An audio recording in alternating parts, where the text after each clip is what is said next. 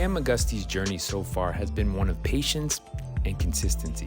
As he's progressed, he's added detail and continued to produce. Coming up in Texas, his game turned heads and he wound up at Oklahoma. Earning honorable mention all Big 12 and Newcomer teams, he sought to expand his opportunities and his responsibilities. 2 seasons, including All-ACC first team honors this year at the University of Miami, Kam displayed his high-level athleticism, competitiveness, and shot creation. Now, down in Memphis, working with eyes on the pro level, Penny has seen what Kam has in the toolbox. He's got the talent and the desire for sure. Now is the crucial moment to maximize training time and lock in on strengths. What Kam has developed hasn't happened overnight, but his ability translates to success beyond what he's shown up to now. Next up, it's just another stage. Get to know Kam McGusty on the 2 Cents podcast. Remember, subscribe wherever you get your podcast to get every episode of 2 Cents as soon as they drop.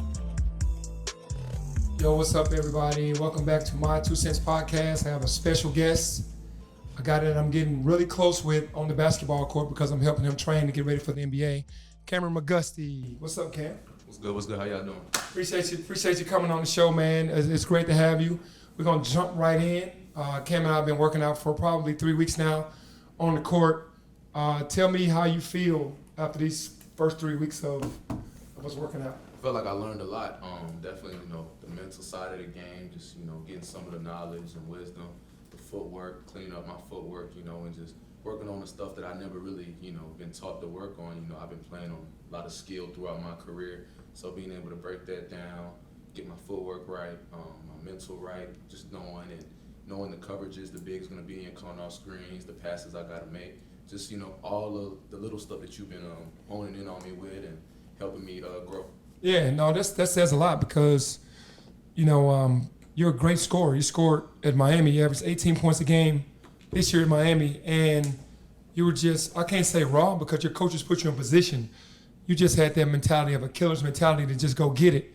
And it gets lost in the sauce of the fundamentals. So I can't take what you already know. Well, I can take what you already know and enhance it because your killer mentality, your scoring ability is who you are. What I can do is add the fundamentals, the knowledge, give you an extra step in a cheat code kind of. So when you get to the next level, that everything that you see, you would not have seen for the first time. You would already have seen it. Yeah, I think another good thing that you kind of mentioned to me when I first got here was, not keeping me in a box. Keep, like you said, adding little things. So, I'm prepared for whatever's thrown at me whenever I get to the next level. And this way, it's multiple things I can do on the court that I can bring for my team to help them win.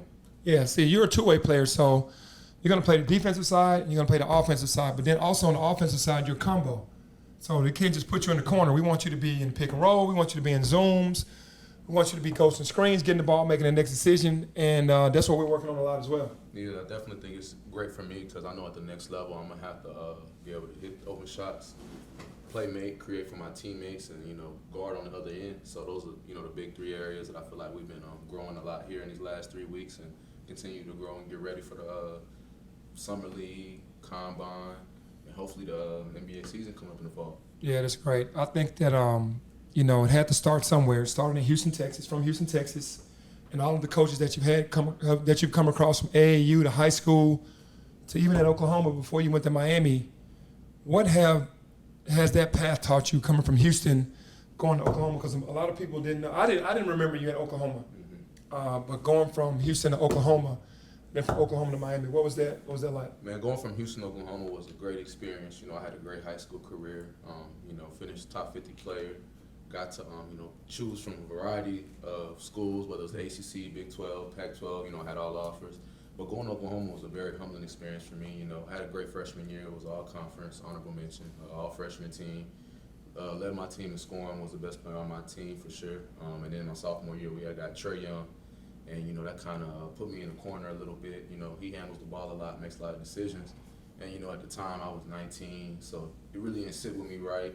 Kind of messed me up in the head. But, now that I'm older and reflecting on it, it definitely shaped me and helped me prepare for, steps like this in my life where, at the next level, when I first get into the door, I'm going to have to do something else to, show my worth and get that chance. So, I just take that experience as a learning experience and, going to Miami was the best decision I made. I kind of, got to turn myself into a pro not just on my own, but just from, you know, the stuff that Coach L knows, Coach Caputo knows, just them giving me the little mental notes, and, you know, they really taught me how to be a pro, how to handle myself on and off the court, helped me fix my habits every day, you know, lifestyle stuff. So it's just everything that they did for me, you know, it kind of helped me mold myself into a pro. So that young Kam that was a freshman at Oklahoma, now the older, much more mature Kam at Miami, what do you say to a younger guy that's about to be a freshman that's going into a situation that's playing with a superstar like Trae Young was? Like, what do you say to him now when he's like, I'm going in to play with such and such? Yeah, just, you know, be great at whatever your coach asks you to do. At the end of the day, you know, you can get to the NBA without scoring. You can get to the NBA without having 30 a game, or, you know, just being able to show that you can be a piece that can be depended on, whether you're rebounding, whether you're defending, whether you're shooting the ball or playmaking, just being able to do what your coach asks of you and doing it to the best of your ability. Yeah, how much did it fit? Because you could have went anywhere else after you left Oklahoma. You went to Miami. How much did it fit for your game play into you going to Miami? A lot, and also, you know, back then when I transferred, we had to sit out when you transfer. So I wanted to go somewhere where they established and had a culture of, you know, bringing in guys in my similar situation. Because it's not like I transferred because of playing time or wasn't good enough to play. It was just more I needed a new situation, a new scenery. So, you know, Miami's had success with transfers. Sheldon Mack played with the Wizards for a year. He got to the league. Angel Rodriguez. Yeah. Him. I'm trying to think of some other dudes. Those are just two examples, but Yeah. you see what I'm saying. They Yeah, had absolutely. success with transfers that, you know, have good players, and I wanted to take advantage of the off year. And my off year be able to actually get better, not just sit from the sidelines and watch. So, you know, I felt like they had a good system in place, and like I said, had success with transfers and putting them in the league, helping them get to the next level. So it was a no-brainer to me. So what you're talking about the work that you put in, what did you build on? Where did you see your game go from your sophomore year, right, into where you are now? And, you know, my sophomore year and growing up, I always just been a pure scorer. Just like every coach I had, they always just told me, you know, put the ball in the basket, put the ball in the basket. You know, I got to Miami, and they kind of broke that down and said, look, you're not 18 no more. Like, you're not going to go to the league just scoring. Like, you're going to have to bring something else, whether it's going to be shooting, rebounding, defending. Like, look at your frame, look at all the size you got. You're going to have to use that. You can't just keep it all in. So we're going to have to expand your game as a player. And, you know, I just took it head on. Also, another thing I tell young dudes, you know, there's no shortcut, there's no handout. You got to run right through that door if you want to get to the next level, you know. All the shortcuts and the handouts, they'll catch up to you eventually, you know. Yeah, so for sure. got to just run through that door, trust the process, you know, all the things that your peers and coaches are telling you, take it in and be serious about it. Yeah, you got to be serious about it. Now, you just talked about your mindset when you were at Miami. Now, coming to this level, I'm sure it hadn't changed. Where is your mindset now going into this process of the NBA? Yeah, just, you know, we've really been working, man, and it just goes to show, you know, if it was easy, everybody would be doing it. And it's just, you know, sticking with the right things, not getting comfortable. You know, a lot of people can get comfortable. You could say, I'm going to the combine, or I'm going here, or I got a team calling me. I think they're going to take me in the first or second round. Like, I'm cool, but, like, that's just getting your foot in the door. That's just the start. It's a whole nother journey, you know, once you get your foot in the door and you're actually in training camp, just like how it's another journey right now. You know, I thought pre-draft was, okay, you just get your work in and then you sitting around and waiting. Oh, this is the real grind. You know what I'm saying? So, you know, this is a chance for me to get better. And, you know, like I said, carrying all the stuff I'm learning now into summer league and training camp and to the season.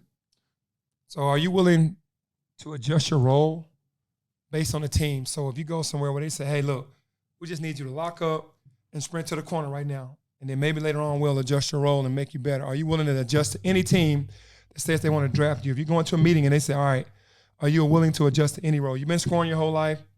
You're this two-way player. We just want you to do this. Are you willing to do that? Yes, sir. Anything. Whatever it takes to, like I said, earn the coach's trust, get my foot in the door, and, you know, show the coaches and, you know, the general managers and the people making high decisions that I'm someone that can be relied on. And anytime you ask me to do something, whether it's scoring, defending, rebounding, making plays, I can do those things.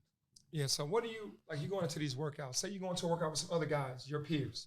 They put you in a workout and you're in these 3-on-3s, 2-on-2s and all that. What do you want to show not only the scouts, but what do you want to prove to yourself when you go into these workouts, if you're going into these workouts with other guys? I just want to show that, you know, my age and my maturity is an advantage and not a disadvantage. I feel like, from all the stuff I've heard, from all the stuff that I've done, that's the only disadvantage I really have against my name. So I just want to show that I could turn that into an advantage, and I could use that as I could be a good locker room guy, or I could use that as I can help, people on the bench, or I could be a leader, have vocal, using my voice, using my experience and stuff to help young guys. So just using my experience and my journey to an advantage opposed to a disadvantage. Yeah, I look at that, man. When I was in the league, a veteran was 38 years old. A guy coming out of college could have went CBL, all these little bitty leagues, overseas for 12 years, and then still came back and made the league if he was good enough. That's the unfortunate side of it right now, where they're trying to label guys who aren't 18, 19, 20, and then you get up to 23, 24, 25, it's like, that's mind-boggling to me, because you need leadership. You need guys coming in already ready. If you ask a veteran who they would take that's in the league, they want the guy that's 23, 24, 25, that's played 3-4 years, that can help immediately, not have to take them through, all the bumps and bruises and learning through experience. So that's kind of wild to me. It really is. When we look at that format of how they the guys go, okay, how old is he? And then they try to label you as this, but your talent should speak way louder than any of your age could ever speak, and your leadership. So I'm saying to this generation of general managers and owners and presidents that we need to really, start thinking more about the older guys coming in and being able to change. Because you look at the rookies in the league that are older, that spent 3 years or 4 years and they took a chance on them, I don't think any of those guys have let them down. I think they've come in right away ready to play. And right now you need to be ready to play when you first come in. So when you look at how Miami finished, I'll just go back to Miami. What do you think that you proved to people going through that stretch that you guys just made? Did you think that you proved any of this stuff that you just said to the guys that were looking? Don't worry about my age. What did I show y'all in this stretch with the University of Miami? I definitely did. Throughout my career, getting to the tournament, winning in the tournament, that's something that I haven't really done. So just being able to show that I can, we're talking about maturity and leadership. Like, everybody knows I was, one of the older guys on the team, leading scorer. They knew I was a leader. I was the one out there directing people, helping my teammates out, being an extension of the coaching staff. So I think that was the most important thing, just showing that I can, 1, win, and 2, help my team win, be a leader, and set a foundation and a culture for not only, the guys that I'm playing with, but the younger guys and the guys coming in and the guys that are going to come in 2-3 years down the road. Yeah, no, that's all big. So now we're going to shift this thing. All right, let's take a break and talk about our good friends at Indeed. The right draft pick can take your team to the playoffs and beyond. When you're scouting prospects, you need a powerful partner. You need Indeed. Indeed is the hiring platform where you can attract, interview, and hire all in one place.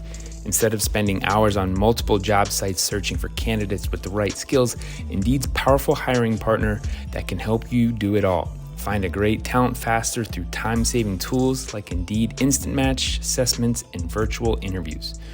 With Instant Match, over 80% of employers get quality candidates whose resumes on Indeed matches their job description the moment they sponsor a job, according to Indeed Data US. And the best part about Indeed is they're innovative. What they're adding now are features that help you hire more efficiently, faster, and with the people you want. With virtual interviews, Indeed saves you time. You can message, schedule, and interview top talent seamlessly, all in one place. Indeed makes it easy to connect with your applicants. No need to install anything extra. Indeed's virtual interviews work from your browser. Join more than 3 million businesses worldwide that use Indeed to hire great talent fast. And for fans of the 2 Cents Podcast, we got a deal for you. Sign up for Indeed now and get a $75 credit towards your first sponsored job, plus earn up to $500 extra in sponsored job credits with Indeed's virtual interviews. Visit Indeed.com/penny to learn more. Claim your credits at Indeed.com/penny. Indeed.com/penny. Terms and conditions apply. Need to hire? You need Indeed. Let's also talk about the good folks at Ladder. These days we're finding out the most important thing in life are experiences. Experiences with our loved ones and our family.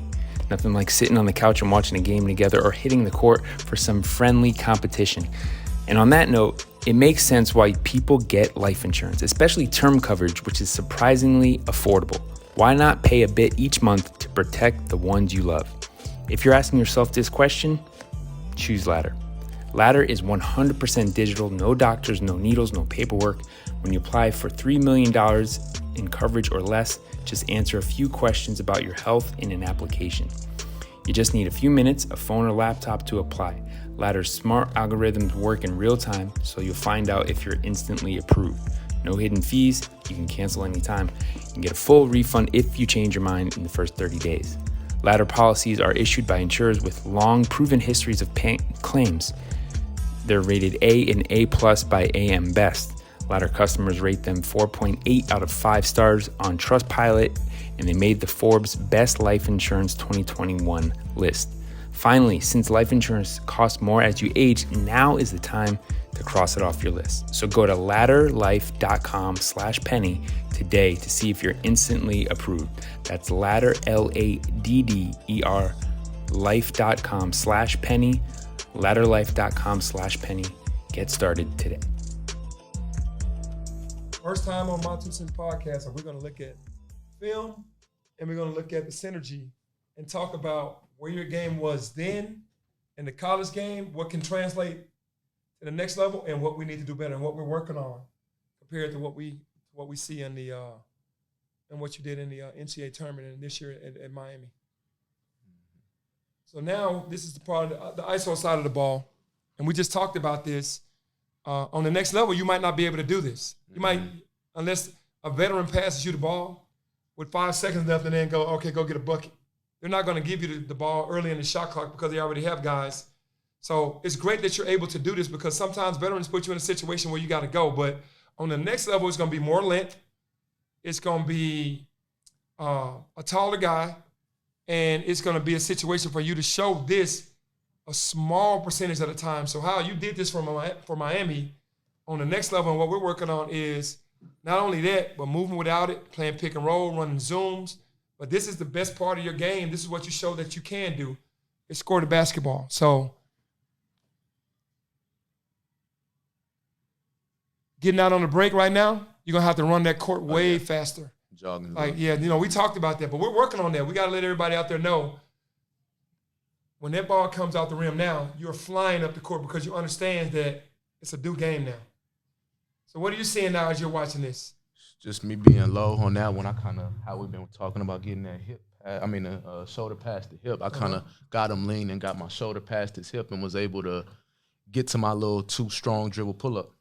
That's kind of, what I feel like is really good in my game. You stayed really low right there and then got to a spot. All good stuff. So not only can you do this, and a lot of guys can't do that because you were one of the purest scorers in college basketball, which is getting the ball and getting the bucket for your team in multiple ways. Mm-hmm.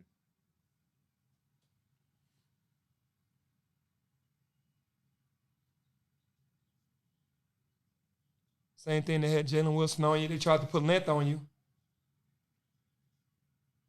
But you see how many dribbles you took? You took a bunch of dribbles in that one spot. On the next level, it's going to have to be less dribbles and more attack. Mm-hmm.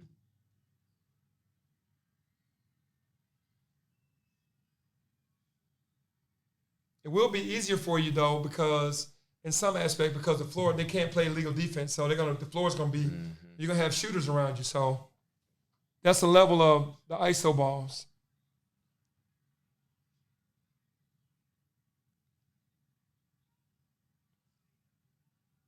Got the mismatch. That's that little come at them like I'm about to go that's to the push him back, go at him real full speed, and then push him back.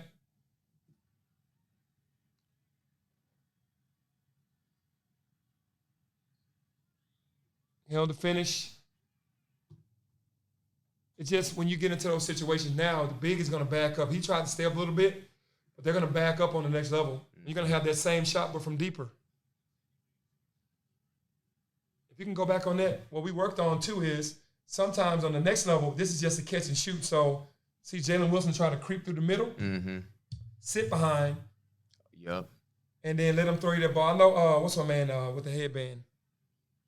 Dwan Harris. Harris was in the area, but you sometimes you got to have that sit behind three. Mm-hmm. Like I said, all of this one-on-one is great to keep. Don't ever stop having it in your game. When you work, we're going to give you the opportunity to work on that. But there's also areas that we're going to have to work on with the spot-ups. Like if you look at this synergy, spot-up with 19% of the time. That was the highest percentage. Isolations were 13% of the time. So you didn't really ISO as much as you did spot-up from the percentages. Mm-hmm. But getting out on the break, running off flares, coming off double pin down. Yeah, I feel like that's all stuff I added in my game in Miami, honestly. Just, that's the biggest thing they had told me when I got there. It was just like, you're not going to be able to pat right the whole game. You got to do stuff like this. Like that, to catch and shoot now. Mm-hmm. If you can do that at a high level, man, you're going to be very valuable, especially if you can go on the other end and lock up.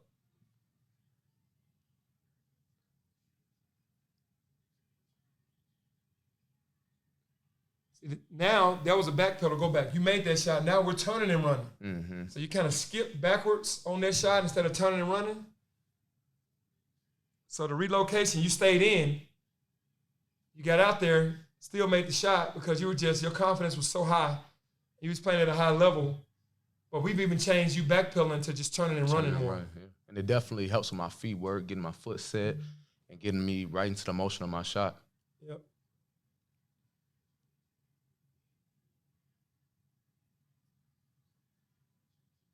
So even like on that play, when you pass the ball, now we're getting you out of there faster and getting to the corner so you can be ready to shoot. So right now, see how you're jogging a little bit? That pass, you would have sprinted to the corner and already been there. Now you can play out the closeout or whatever. See how you just kind of up and just looking. Yep. Really should have stayed in the corner for spacing. Mm-hmm. That's stuff got to learn. Yeah, we're learning that right now because on the next level, the main guy's going to have the ball. He doesn't want you running towards him. He wants you away from him so one guy can't play two.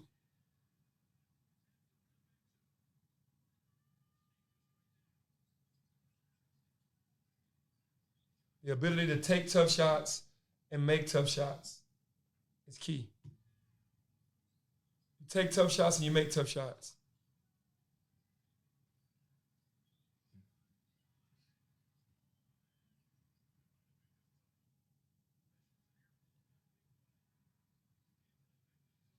Playing zone, kind of jogging a little bit. Good hezzy and great attack move.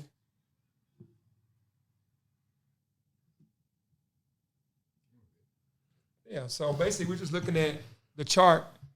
Your highest percentage with spot ups, pick and roll ball handler. You got to be able to play pick and roll on the next level to show that you're a combo guard. Mm-hmm. Got to be able to make those reads. We're working on those reads right now. Today we got more work because we had more guys, but we got a lot of split action. We got a lot of zooms. We had some decision making, had some relocation, had some finishes, had some threes, getting some good work in. So when I look at this chart, spot ups might go from 19% to 90% on the next level. You know what I mean? 95%. Pick and roll ball, they might give you 5%. If you're showing practice that you can do it, they'll allow you to do it. Cutting without the ball might go from 15% to 40%, 30%, because they might tell you to cut sometimes. Okay, if he turns his head, cut. I think the best cutter in the game right now is Mikal Bridges at Phoenix. He really moves without the ball. He'll spot up and then he'll cut. Coming off screens, I don't know if they're going to have you coming off pin downs and things of that nature. Posting up, I don't know yet. If you can show them that in the summer league, they might allow you to do that. But from looking at this chart, like you said, this chart definitely helped you get ready to where we are now. And then I'm just trying to add to what they've already given you and make all of those strengths go from weaknesses to strengths. And then you're ready for everything on that list that they're going to give you. And then it's going to be about plus minus. When you get on that court, it's not about making shots. You need to make shots, but it's about guarding your man, getting out on the break, moving without the ball, and being a leader. So when I look at this whole entire gamut of how you played at Miami and how you scored multiple ways from looking at the percentages. And that's what you're going to have to be is well-rounded on that next level. You're going to have to be well-rounded. And I have no doubt if we continue to work with your drive and your toughness and what you have, you're going to be successful on that next level. Every workout, you're going to kill it.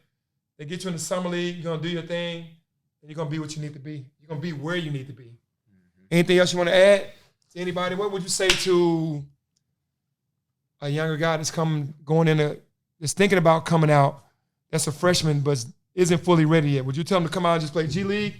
Or Or would you tell them to come, stay in and then just keep working on? First of all, I mean, you know, the one thing you got to do, you got to chase the work. You can't chase the money. So, you know, NIL is around now because I know a lot of dudes want to go get their money. And, you know, everybody's in different situations. But like I said, you just got to trust the process. You can't take shortcuts. You can't go around the door. You got to go right through it. And, you know, like I said, NIL is a good thing for kids now. You know, we have it. It's ways to you can still be on your feet and be comfortable. Not as comfortable as you would be, obviously, if you're in the league. But if you're in a position where I could go or I could stay, you're probably going to make some money with NIL. So take advantage of that and, you know, take those years to develop and, you know, really learn and do all the things you can to try to better yourself as a player and as a person, because just as much as the on-court stuff matters, the off-the-court too, you know, taking care of yourself, hydrating, training room, weight room, all the little things matter because when you get to this level, you know, everybody's right here and you got to have that, what's going to separate you, like you were saying earlier, you know? Yeah, no doubt. Kam McGusty. Appreciate you. My guy. Yep. My guy right here, Kam McGusty. Hey, another episode of My 2 Cents Podcast. Take care. Peace.